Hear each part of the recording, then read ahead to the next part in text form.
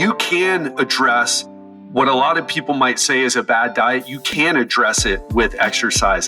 Even if the person, let's say someone's eating really badly, really poorly, if you take that person and start training them regularly, guess what? Even if they don't lose any weight, their blood sugars are going to get better, their blood sugar levels. In other words, markers of metabolic health are going to improve. But check this out.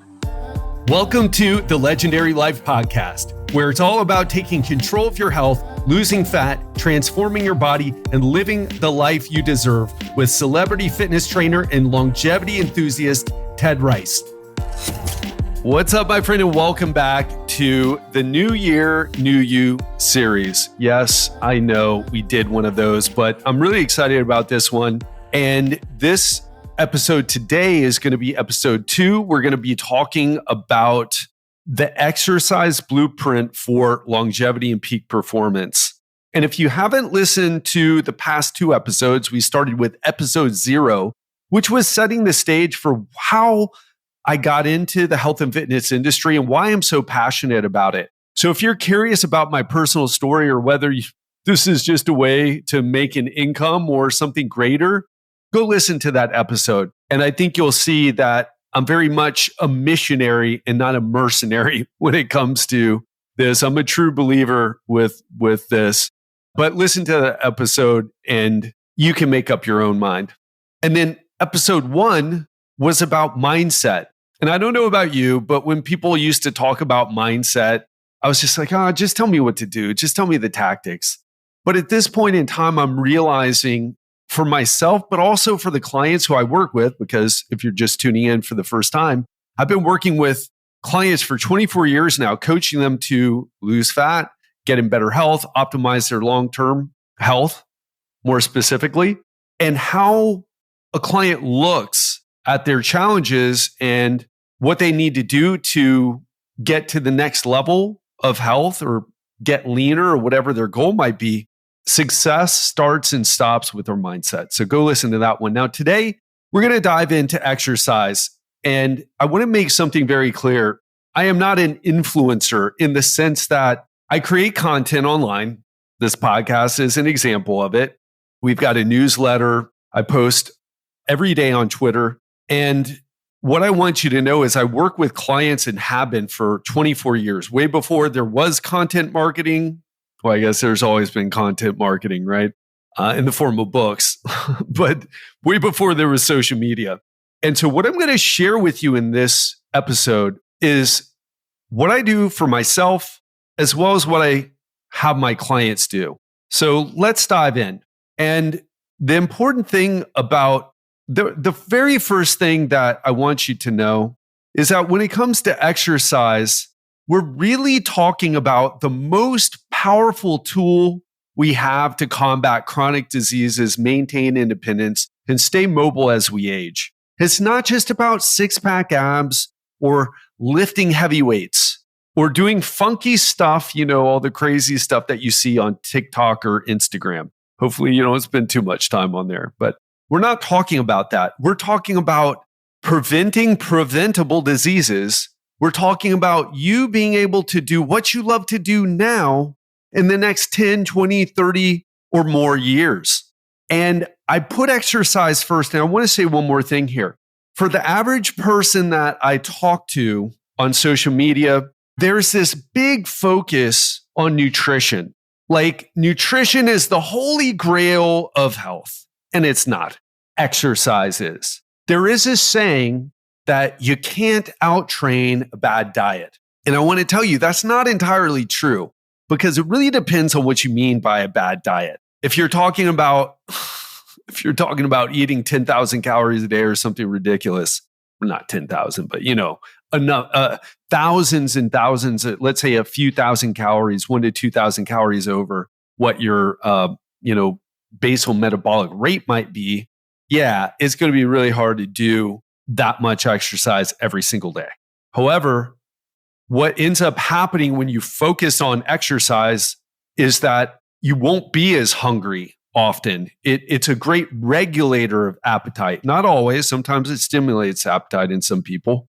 And I also see people make better choices with their food when they exercise more. Again, not everybody, but it's very common. People start feeling better emotionally and making better decisions with nutrition. So you may still be not on board with the idea that exercise is more powerful than nutrition. And that's cool. I'm not here to, let's say, talk you into, I don't need to be right. Okay. I believe what I believe, and I believe it based on the best evidence. But I do want to say this, even if you disagree with me, think about this. You can address what a lot of people might say is a bad diet. You can address it with exercise. Even if the person, let's say someone's eating really badly, really poorly, if you take that person and start training them regularly, guess what? Even if they don't lose any weight, their blood sugars are going to get better, their blood sugar levels. In other words, markers of metabolic health are going to improve. But check this out.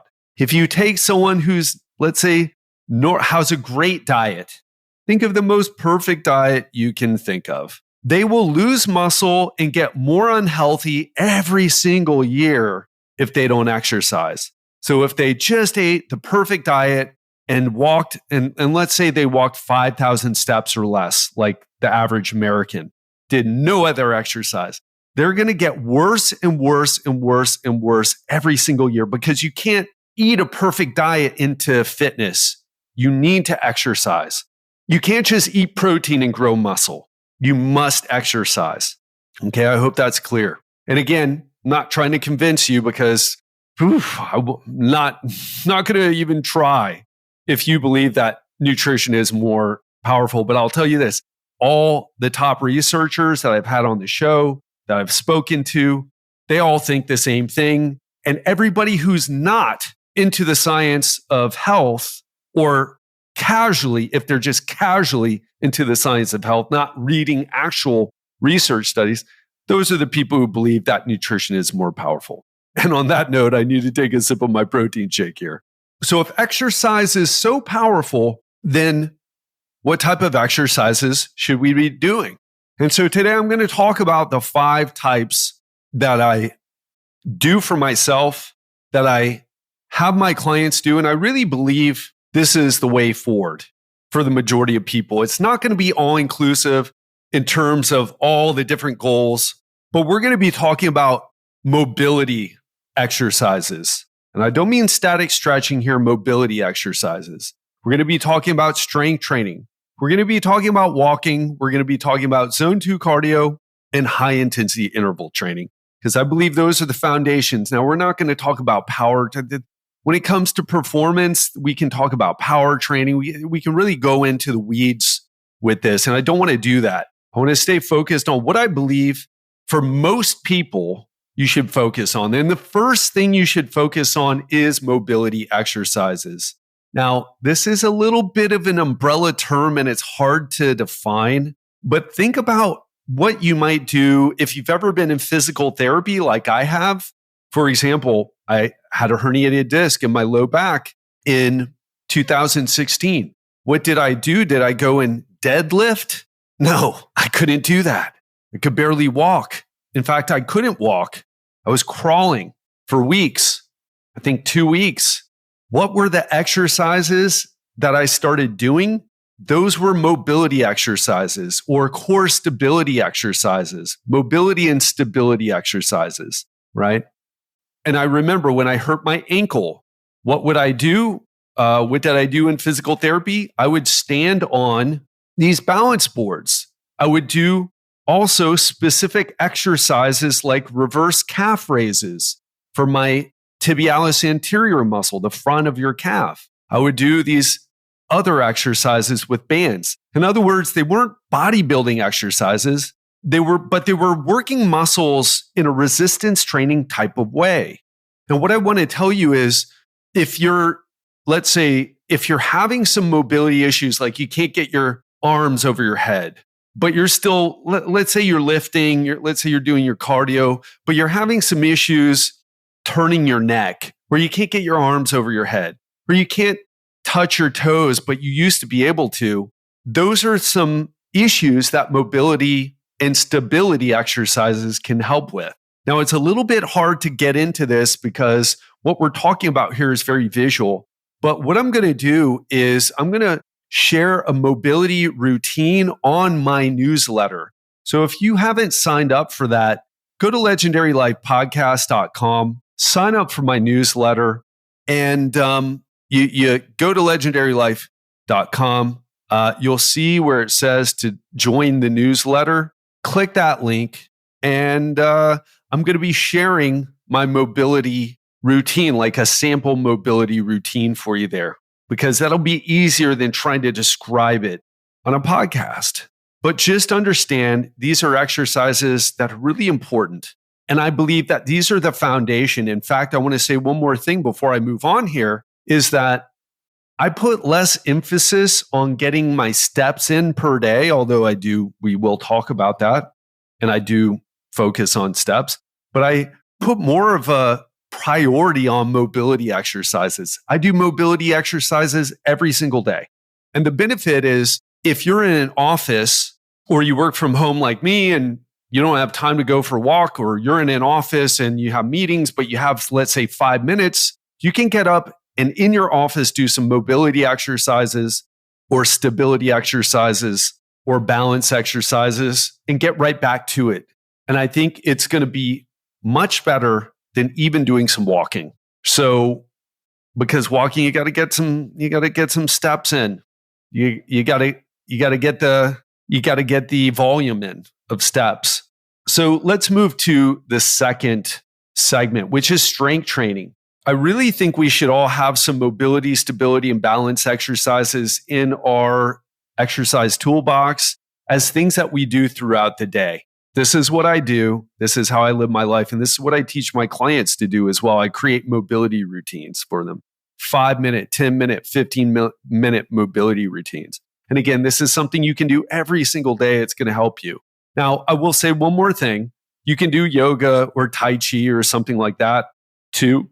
That works fine. But just make sure that this is something that you can do every day and it maintains your joint range of motion, balance, and will help you in the gym. So now let's talk about strength training. After that mobility exercise, strength training is really the foundation. The biggest issue that people are having as they get older is they're losing their independence. They're falling and they're breaking their hip. If you have aging parents, that's something you may have seen, or maybe it's something that you're worried about. I mean, in the case of my dad, he couldn't even stand on his own in the last few months of his life. He had to be in a wheelchair. And the key here is that if you do strength training, it helps you maintain muscle mass and also helps you maintain strength. Both are important. I'm not going to get into the differences of sarcopenia and dynapenia. Sarcopenia, I'll mention it briefly. Sarcopenia is the age-related loss of muscle. Dynapenia is the age-related loss of strength over time. So just understand muscle mass is good, but you also need it to be strong. And when I say strength training, that may bring up, I have no idea what it brings up for you. Someone in the gym lifting big weights, doing deadlifts and bench presses. Maybe you think about gymnastics, the gymnast doing an iron cross. I don't know what you think about, but I'll tell you this. We're not talking about what tools. We're not talking about, you have to use kettlebells, barbells, dumbbells, bands. Strength training or resistance training, if you prefer to call it that. Another sip of a protein shake here.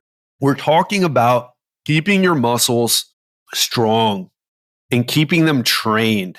And so while mobility is something that you can do every day for a few minutes every day or spread out through the day, strength training, we're talking about whether you do it at home.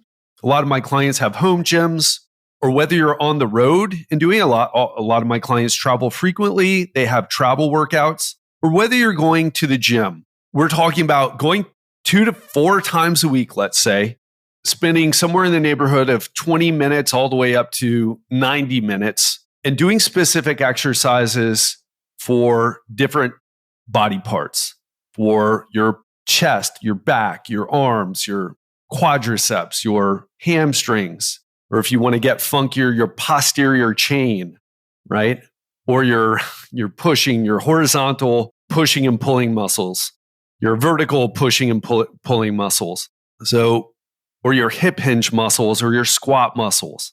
So we're talking about not just affecting the muscle, but we're talking about increasing bone density as well. And if you've heard of the Gabrielle Lyon, who I'm looking forward to getting on the show soon, she says that muscle is the organ of longevity. And I think it's such a great way to think about that.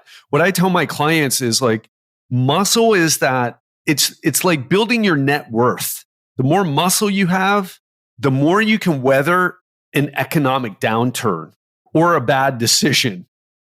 Sorry, I'm laughing. I'm thinking of like, I don't know, a bad financial decision. Because the unsexy truth, here's an unsexy advantage of having muscle. One of the issues with cancer and cancer death being caused by cancer is that is the muscle wasting involved. So people get so weak, they lose muscle, and they end up dying as a result. Muscle can help you maintain or make you more resilient to succumbing to cancer or to something like COVID. It's insurance, it's an investment, it's your net worth. It's really important to maintain, and it's so foundational.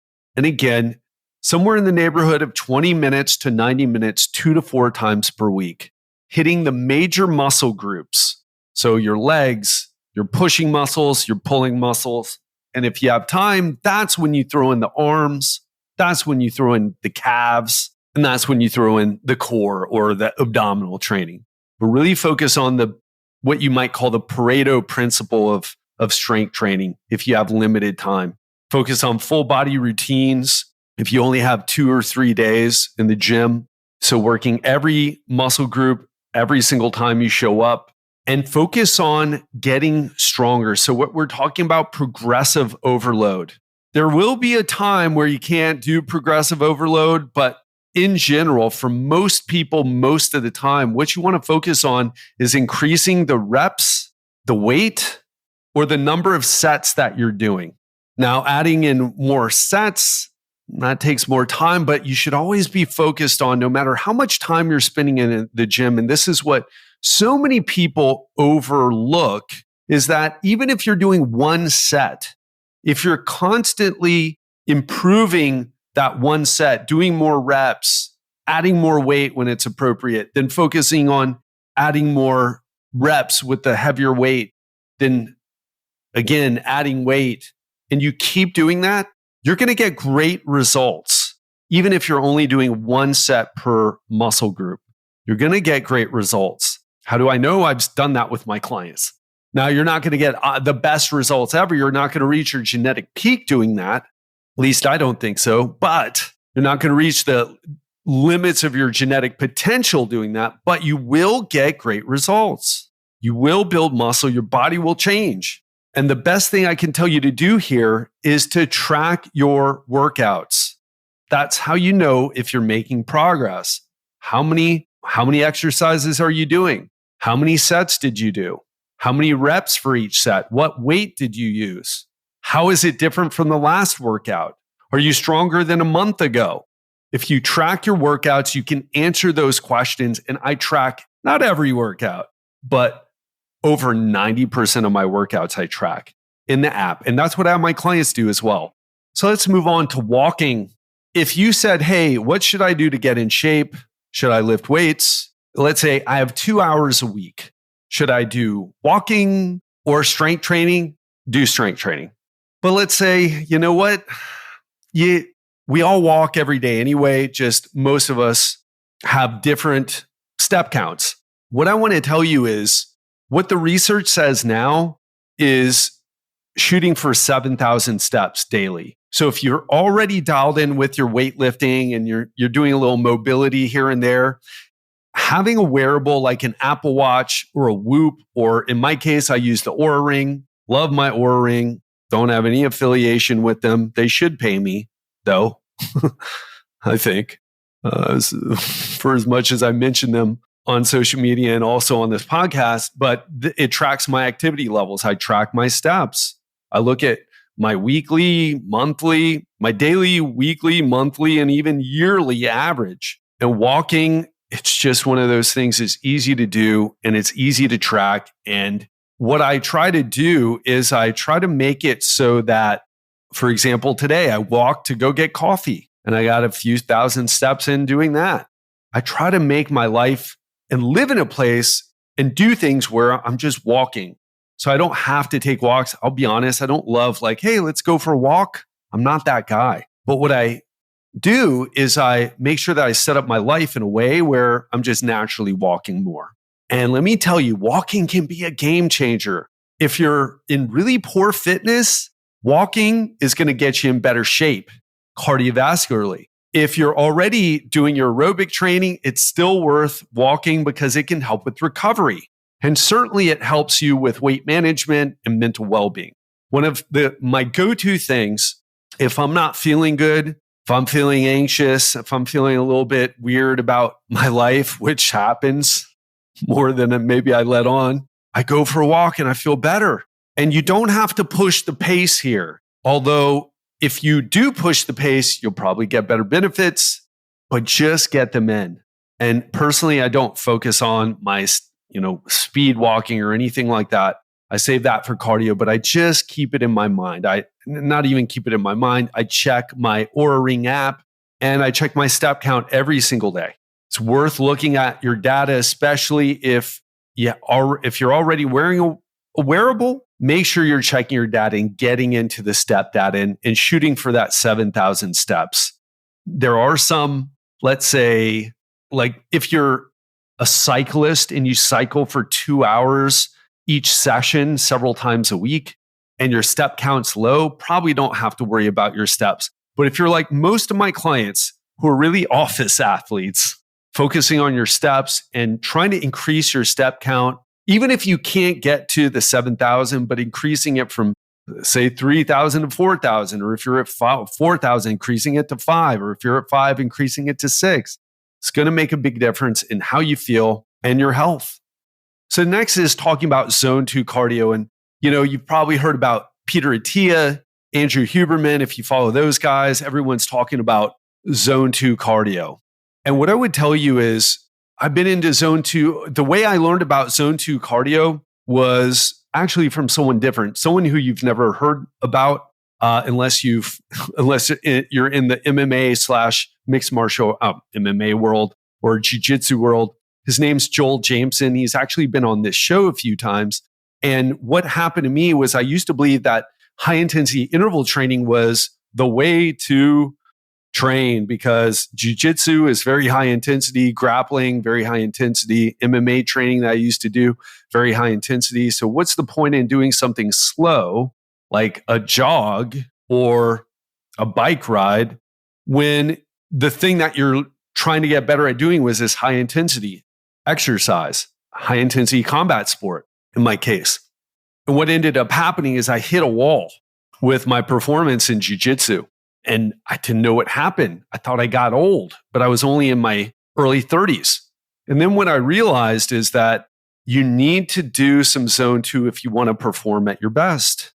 And we'll talk about this in a second when I go into high intensity interval training because my thoughts about this have changed a little bit. But let's just focus on this zone 2. When we're talking about zone 2 cardio, what happens is that arteries bring blood away from your heart and veins bring the blood back from your extremities to your heart. And when that happens during zone 2, which is on the lower side intensity of cardio, so think of a pace of cardio where, you're pushing yourself, but you could, I could be doing zone 2 cardio right now and you wouldn't know. Let's say you would barely know that I would be doing cardio based on my voice, based on, I'm not like, oh my gosh, when you're really running hard or pushing yourself hard, like what happens in jiu-jitsu, for example, that's not what we're talking about. We're talking about going at a pace where you can maintain a conversation. Now, really, it has to do with your max heart rate and heart rate percentages. And I don't want to get into that too much here, but I can say the best way to figure out your max heart rate is to do a max heart rate test. And then you can plug that number in, or VO2 max test, which you will get your max heart rate And then you can plug the numbers in for zone 2 cardio, the percentages in, figure that out. And now you know the range. But I'll be honest with you, I haven't done that in a long time. And what I do now is I just push myself at a pace where I know it's not like a casual stroll, let's say if I'm on a treadmill, but it is at a pace that I'm pushing beyond that, and I can still maintain a conversation. So zone 2 cardio, what does zone 2 do? Lowers your resting heart rate, raises your VO2 max, and makes you feel great is what happens. For all the talk that all the emphasis that I give strength training, I'm really more of a cardio guy these days because of the jiu-jitsu, because getting my black belt is that I'm a brown belt in Brazilian jiu-jitsu. I'm not going to go into the story, but let's say I've been a brown belt for a long time because of injuries and being out of shape for it. But now like I'm on the road to black belt. And so cardio I don't have an issue with strength in jiu-jitsu, but I have an issue with cardio. So that's my major focus. I'm really more of a cardio guy for longevity as well. I want to get my VO2 max tested. Haven't done that yet, but want to get it tested. And because of all the research that talks about or that connects zone 2 cardio and our VO2 max and longevity. And then the last segment that I want to talk about here is high intensity interval training. And I said earlier that my mind has kind of changed on this a little bit. And what I specifically mean is this. If you have the time to do everything, make sure you're doing both zone 2 cardio and high intensity interval training. But let's say you're getting your 7,000 step. Let's say you're doing your mobility training throughout the day. Let's say you're doing 2 days of strength training at least. Let's say you're walking your 7,000 steps or around that. And let's say you only have 2 days of cardio to do. So it's already quite a bit of exercise for the average American, at least average executive or entrepreneur, the type of people that I work with. And what I would say is if you only have 2 days to do that, better to spend it doing high intensity interval training. Now, if you have the time, do the zone 2 and the high intensity interval training. But let's say you only have 2 days, focus on the high intensity interval training. And this came about with a conversation I had with an exercise physiologist on the show. His name's Brady Homer. And he made a powerful argument for it, for what I'm stating here. The key, though, is that high intensity interval training comes at a cost. Now, you get better benefits in terms of VO2 max. You burn a lot of calories, and it comes at less of an investment of time. So that's great. But a couple things. It's really intense. You have to push yourself hard. I mean, it sucks. You're at somewhere of the 85%, 90% or more of your heart rate max. So think about your heart's pounding so hard. It's pounding as hard as it can almost, right? That's what we're talking about. That happens for me in jiu-jitsu training. So that's what we're talking about. It comes at a cost and the intensity, so it's unpleasant to do. The other thing is that if you do have injuries like I do, you got to be careful when you're doing it. So I'll talk about some protocols in a second, but I really want you to understand that, yes, high intensity interval training, really powerful for your VO2 max and you can get it done in less time. And you need to be careful with it because if you're not injured, you don't want to have an injury because the most important component of fitness that I haven't talked about is being consistent, and injuries, you have to stop. It's one of the worst things that happens. If you've ever been injured while you were in top shape, you know exactly what I'm talking about. It sucks. So be careful. And the way that you can be careful is make sure that you take it easy when you first start doing high intensity interval training routines. I'm going to share a few in a moment, like I said. And also make sure that the method you use is easier on the joints.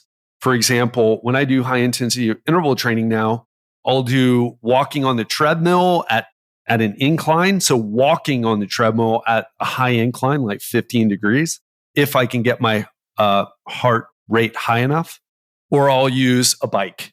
So in other words, low impact. Now, if you're more resilient, you know that you don't get injured easily and you don't have any injuries, or you've been properly rehabilitated and you haven't had an injury for a long time, then, do what you want. You can even run, which is probably one of the higher impact ways of doing high intensity interval training, but just be careful. So let's talk about a few different high intensity interval training protocols. There's the 4x4, which involves you warm up, followed by a 4-minute intervals. So you warm up for, let's say, 5 or 10 minutes. And let's say that you're on the exercise bike. Then you do a 4-minute interval. And in this 4-minute interval, you're pushing yourself as hard as you can. And then you have a 3-minute rest where it's active rest. So you're still going to be pedaling on the bike, especially because those exercise bikes, they turn off and you got to restart them. But you're going to go at a slow pace for 3 minutes, very slow pace.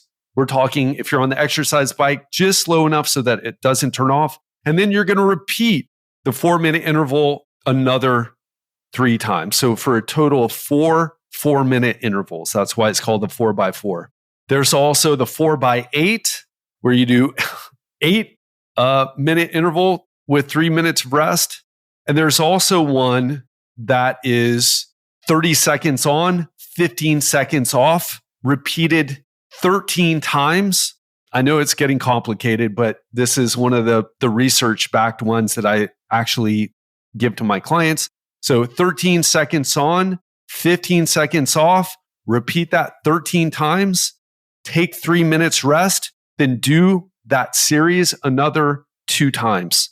So that's a bit longer, but those are some examples. Now, what are the benefits of interval training? Well, I've done a whole episode on this, but it's talking about we're talking about an improved VO2 max, the thing that's really a measure of endurance that calculates the maximum volume of oxygen your body can use.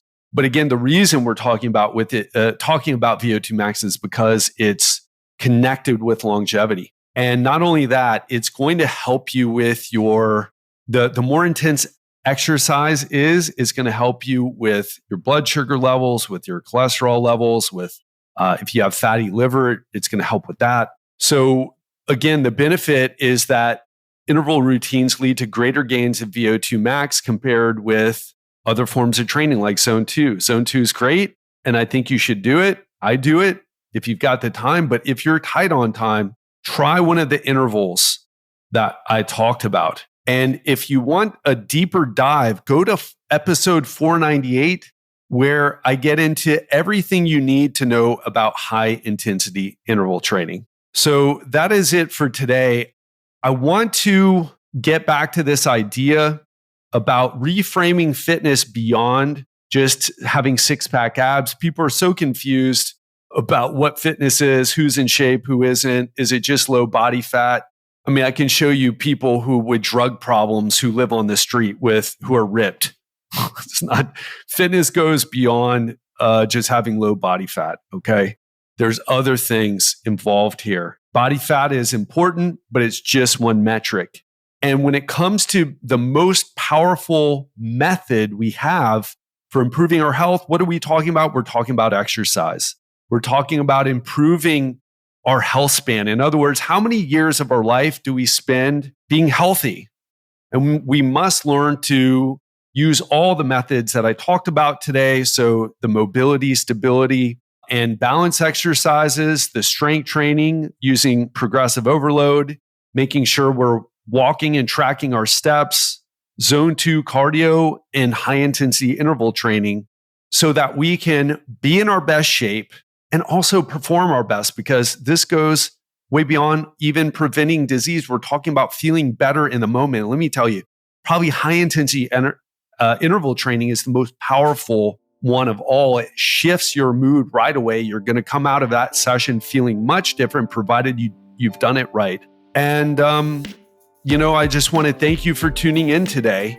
And just know that no matter where you are, no matter what's going on with your life, as long as you're not even if you are in a wheelchair, but as long as you can move at least your arms, hopefully your legs too, you can get in better shape.